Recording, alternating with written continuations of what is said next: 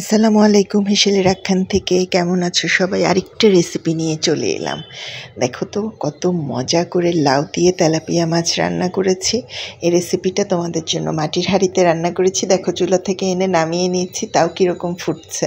মাটির হাঁড়িতে রান্না করার এটা একটা মজা, অনেকক্ষণ ধরে খাবার গরম থাকে, ভালো থাকে, ইয়ামি থাকে। আজকের রেসিপিটা দেখে ভালো লাগলে লাইক শেয়ার করে সঙ্গে থাকবা, পেজে একটা ফলো দিবা। আমার ইউটিউব চ্যানেলও হেসেলের রাখানের নামে সাবস্ক্রাইব করলে খুশি হব। চলো শুরু করি আজকের রেসিপিটা। আজকের রেসিপির জন্য আমি সবার প্রথমে তেল গরম করে নিয়েছি, তারপর পেঁয়াজ দিয়ে নিয়েছি।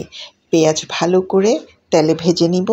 আর রেসিপিটার জন্য এটার জন্য আমি একটু সরিষার তেল ব্যবহার করেছি, সরিষার তেলে রান্না করেছি। পেঁয়াজটা যখন হয়ে এসেছে তখন পেস্ট দিয়েছি পেঁয়াজ রসুনের। তো লাউ রান্না করছি বলে আর অত বেশি ঝোলও দিব না, বেশি আবার মাখাও না, মোটামুটি রান্না করব। মরিচ দিয়েছি হাফ চামচের একটু বেশি, আজকে একটু ঝাল আর একটু মিষ্টি মরিচ মিশিয়ে দিয়েছি ভাজা জিরার গুঁড়ো। তো ভালো করে মশলাগুলো কষিয়ে নিব। আর হলুদের পরিমাণ একদম কম, হলুদ দিব সামান্য, হাফ চামচেরও অনেক কম। তো ভালো করে মশলাটা কষিয়ে নেব। হলুদটা একটু কম খাই, কারণ হচ্ছে হলুদটা নিজে করি তো, হলুদটার মধ্যে ভীষণ কড়া। পাবনার হলুদটা নিজে করি বলে বাসায় হলুদটা বেশি কড়া। তো দেখো ভালো করে মশলা কষিয়ে নিয়েছি। মশলা কষিয়ে নেওয়াটা কিভাবে বুঝবে যে কষানো হয়েছে, সেটা হচ্ছে যখন মশলা থেকে তেল বের হয়ে যাবে তখন বুঝবা যে মশলাটা ভালো করে কষেছে। তো তারপর যেটা করছি, লাউগুলো দিয়ে দিলাম। লাউগুলো দিয়ে লাউটাও ভালো করে কষিয়ে নেব। লাউটা একদমই ড্যাগা ছিল, মানে হচ্ছে একটুও বাতি না, জাস্ট মনে হলো যেন একদম নরম কচি একটা লাউ।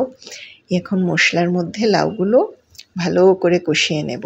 মশলাটা আর লাউটার লাউ রান্না করতে সবসময় মশলা একটু কম দেই। মশলা কম দেই বলতে হলুদ, মরিচ, ধনিয়া, জিরা এগুলো একটু পরিমাণে কম ব্যবহার করি। ওই পেঁয়াজ রসুনের যে পেস্টটা দিয়েছি সেটাতেই মশলাটা ঘন হবে। আর লাউ মনে হচ্ছে অনেকগুলো দিয়েছি, যখন সিদ্ধ হয়ে যাবে তখন কমে যাবে। আর ইতিমধ্যে কিন্তু লাউ কষাতে তেলের মধ্যে মাছটা ভেজে নিয়েছি। তেলাপিয়া মাছটা বড় মাছগুলো ছিল, 2 টুকরা করা, 2 পিস করা, লেজের দিক আর মাথার দিক। খুব ভালো করে মাছটা ভেজে নিয়েছি, প্রায় 60% হয়ে গেছে। তো দেখো কষানোর পরে লাউটা একটু সিদ্ধ হয়ে আসাতে পানি ছেড়েছে। এখন ফুটানো পানি দিব। যারা আমার রান্না দেখো, আমি কিন্তু সবসময় বলি রান্নাতে ফুটানো পানি ব্যবহার করবে, এটাতে রান্না খুব টেস্টটা হয়, তাড়াতাড়ি হয়, সিদ্ধ ভালো হয়, রান্নার স্বাদটা ভালো আসে। তো এখন লাউটা দিয়ে দিব আর একটু ভালো করে সিদ্ধ হওয়ার জন্য। তো ঢাকনা দেই, সেটা দেখাতে ভুলে যাই। রান্না করবে ঢাকনা দিয়ে। আমি ওই ভিডিও করার জন্য ঢাকনা দেওয়াটা অনেক সময় ভিডিও করা হয় না। তো লাউটা ভালো করে সিদ্ধ হওয়ার জন্য দিয়ে দিয়েছি গরম পানি। আমি রান্না বসালে গরম পানিটাও করে ফেলি। লাউ হয়ে এসেছে, দেখতে পাচ্ছ। লবণ দেওয়ার কথা মনে ছিল না, লবণটা মশলাতে সবসময় দিয়ে দেই।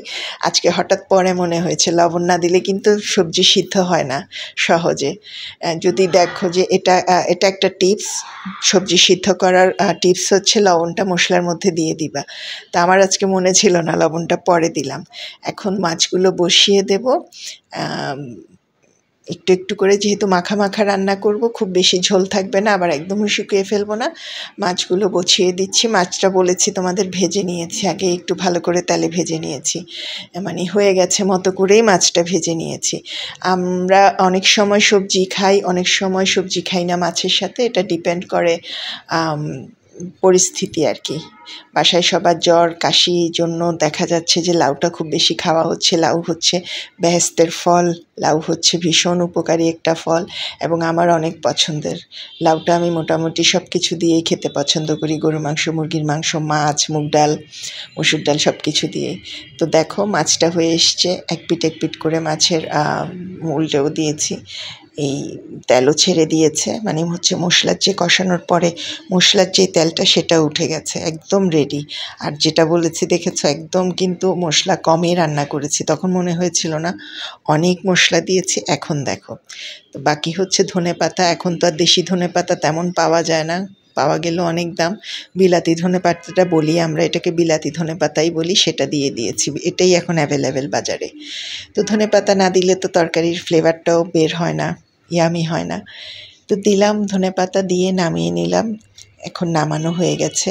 তো আজকের রেসিপি ভালো লাগলে লাইক কমেন্ট শেয়ার করে পেজের সাথে থাকবা। দেখো চুলা থেকে নামানোর পরও এখনও টকবক করে ফুটছে, রান্নার শেষ। সাথে থাকার জন্য ধন্যবাদ। যারা পুরোটা ভিডিও দেখলে আমার ভালোবাসা নিবে, সঙ্গে থাকবে, সঙ্গে থাকলে সঙ্গে পাবে। Let's grow together. আরও সুন্দর সুন্দর রেসিপির জন্য ফলো দিয়ে হেসেলের আখ্যান পেজটা সাথে থাকো। সবাই সবাই ভালো থাকো, সুস্থ থাকো, সুন্দর থাকো। আর কি, আর মজার মজার রান্না দেখার জন্য আমার পেজে প্রতিদিন উকি দিয়ে যাবে। আল্লাহ হাফেজ।